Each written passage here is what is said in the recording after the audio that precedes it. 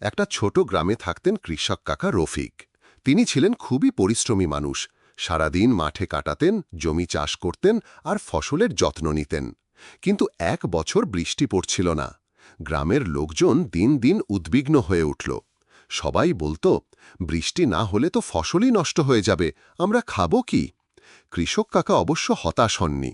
তিনি জানতেন প্রকৃতির নিয়ম অনুযায়ী সময় মতো বৃষ্টি আসবেই, আর সেজন্য ধৈর্য ধরে অপেক্ষা করতেই হবে।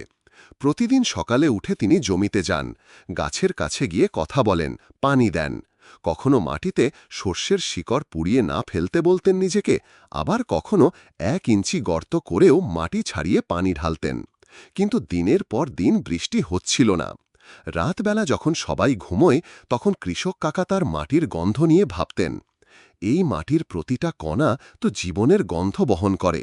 আমি কি ধৈর্য হারাব? না, আমি অপেক্ষা করব, কারণ ধৈর্যই তো সফলতার মূল। একদিন সন্ধ্যার দিকে আকাশ কালো মেঘে ঢাকা পড়ল।